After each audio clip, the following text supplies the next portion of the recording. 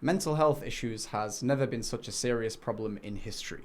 Many other people that are dealing with severe levels of anxiety and depression, and many have even gone as far to say that they are suicidal, even from amongst the Muslims. And so I'm here to make this video to make a huge claim and even back it with evidence to bring the heart's peace. And that claim is that the Quran is the best and greatest cure for all of these issues that you see in the world today. And not only am I going to explain to you why, but at the end of the video, I'm going to share with you the exact steps that you can take to implement this cure so you can actually see benefit in your own life, inshallah ta'ala. So, first things first, I want to start by mentioning a verse in the Quran where Allah subhanahu wa ta'ala, He makes something very clear. He says, subhanahu wa ta'ala, وَنُنَزِّلُ مِنَ الْقُرْآنِ مَا هُوَ شِفَاءٌ وَرَحْمَةٌ لِلْمُؤْمِنِينَ. We send down the Quran as a healing and as a mercy for the believers. So Allah here is telling you that He sent down the Quran as a mercy for you as a believer. And part of that mercy is that within it is healing. Healing here has been kept general by Allah subhanahu wa ta'ala. He's not said that it's spiritual healing. He's not said that it's physical healing. He's not said that it's mental healing. Rather, He's left it general, meaning it is all of the above. So, for example, Ruqya is a type of spiritual healing where the Quran is recited on someone who's been affected by spiritual disease. So for example, evil eye, or for example, black magic. And so the Quran acts as a healing for those spiritual ailments. Likewise, the Quran can act as a physical healing. So if you have a disease that you're going through, or for example, you have muscle aches or anything along those lines, then the Quran can act as a shifa, as a healing for you too, from a physical standpoint.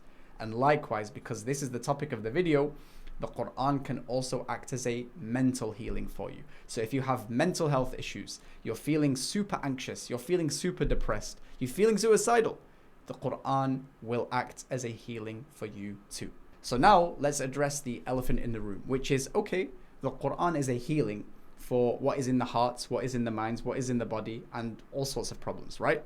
So how do we access this healing? How do we access this type of mercy? Look, there's a principle. Never does Allah give you a problem except that He gives you the solution. Never does Allah give you the lock except that He gives you the key. And so in the Quran itself, Allah answers this question for you. Listen to this verse where Allah subhanahu wa ta'ala, He answers this so beautifully, and it requires deep understanding of the Arabic language, which I'll explain to you so that you can understand where we fall short as people who potentially have mental health issues. Allah subhanahu wa ta'ala, He says, وَإِذَا قُرِئَ الْقُرْآنُ فَاسْتَمِعُوا لَهُ وَأَنصِتُوا لَعَلَّكُمْ تُرْحَمُونَ. When the Quran is being recited, then listen to it attentively so that you can be shown mercy. At least this is what the translation says. But let's break this down from a linguistic perspective, because Allah revealed the Quran in Arabic for a reason, because Arabic is so precise and so deep. Firstly, let's just realize one thing. Allah says that when the Quran is recited, listen to it attentively so that you can be shown mercy. So here we learn that for us to unlock and access this mercy, which includes the healing, we have to listen to the Quran attentively, or when we read it attentively. But I want to focus on these words which are used or translated to attentively. Allah subhanahu wa ta'ala, He says, فَاسْتَمِعُوا لَهُ. Listen to it. فَاسْتَمِعُوا in Arabic, the original you could say, is فَاسْمَعُوا. Not فَاسْتَمِعُوا. It's basically the same word, but there's an extra letter here, فَاسْتَمِعُوا. And there's a reason for that. Because in Arabic, if I say فَاسْمَعُوا, it means listen. It just means listen. But because there's an extra letter here, the ta, فَاسْتَمِعُوا, it means listen deeply. Listen with your ears, but listen deeply. Be attentive when you listen. But then Allah subhanahu wa ta'ala, He says, وَأَنصِتُوا. Listen again. It's essentially a different form of listening, but this is the one where you listen with your heart as well. Does that make sense? So I want to ask you the question right now. When was the last time you listened to the Quran, where you free yourself up, you are in a place where it's silent, and you listen to the Quran with translation so that you can listen to it deeply and comprehend the meanings with the heart? When was the last time you did that? Was it maybe a month ago? Was it a year ago? Or was it never? Because if you want to access Allah's mercy, this is what you need to do.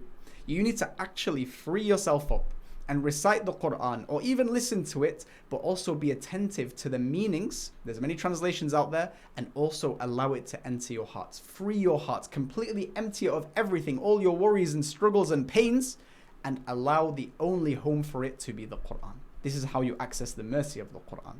You see? And if you do that, what's the result of that? Allah subhanahu wa ta'ala is very clear. أَلَا بِذِكْرِ اللَّهِ تَطْمَئِنُّ الْقُلُوبِ. Definitely in the remembrance of Allah do the hearts find peace. All that anxiety melts away. All that depression melts away. And by the way, when I say melts away, it doesn't mean you're never going to be sad ever again. We're human beings. We feel sad sometimes. We feel happy sometimes. We feel anxious sometimes. But this perpetual state of depression, this perpetual state of anxiety melts away because you're accessing the mercy of Allah subhanahu wa ta'ala. You start to understand the purpose of life. You start to understand who your Lord is. You start to long for meeting Him after you die. And all of that melts away all your troubles and anxieties and pains and hardships just because you listen to the Quran in this specific way or you read it in this specific way. But if you completely abandon this and you never access the Quran in this way, Allah is also clear what the result is because of that. وَمَنْ أَعْرَضَ عَنْ ذِكْرِي فَإِنَّ لَهُ مَعِيشَةً ضَنْكًا. Whoever turns away from my remembrance, turns away essentially from the Quran, from Allah, from Islam, they will have a depressing, miserable life. Which explains the paradox of today. You have people with Lamborghinis and millions of pounds coming in every single month, but they're killing themselves. They're not happy. They feel poor. And this is because they are missing the key thing that brings the hearts to life, which is the remembrance of Allah subhanahu wa ta'ala. And so that's a summary of how the Quran acts as a cure. But I want to give you something practical that you can apply today. طيب, what is the practical action point for you? The practical action point for you is that every single day, okay? And this is key because before I tell you why it's every single day, if you go to the gym and you lift a very heavy weight and do one curl, and then the next year you come back and you do one curl, are you going to get big biceps? The answer is no, because you know you need reps and consistency over a long period of time in order to see results. If it's like that with your physical muscle, then know that it's like that with your spiritual muscle. So if you want to access the best of this healing, it needs to be done every day, right? And this is why a lot of people, they say, oh, I tried to read the Quran, but I don't feel better. Well, that's because you're not reading the Quran the way it should be read on a consistent basis with reps as well. So here's what I need you to do. I need you to recite the Quran every single day, even if it's just one page. But I want you to recite that page carefully. You're in a quiet room. There's no distractions. You free your heart up. You prepare your heart. You prepare your ears. You wish to listen on YouTube? No problem. You wish to read it yourself, recite it yourself with the translation? No problem. But make sure there's a translation there. And just realize that you are reading the words of Allah subhanahu wa ta'ala. Realize this. Actually consciously say to yourself, subhanallah, this book that I have in my hand is from the heavens. It's not from earth. It's not man-made. Have that feeling in your heart.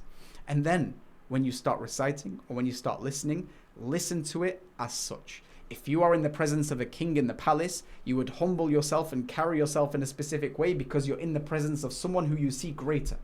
How about the King of Kings? So this is how you need to recite the Quran. And then when you listen to the verses or you recite the verses, stop at the words. Think about what Allah is saying. Just reflect on it. Reflect on it, even if it's just a few seconds. Just sit with the verses, sit with the meanings and absorb them. And make it part of your intention that you want this Quran to be a healing for your mental health problems. This is very important. The Prophet ﷺ, he said, إِنَّمَا الْأَعْمَالُ بِالنِّيَّاتِ. Indeed, actions are judged by their intentions.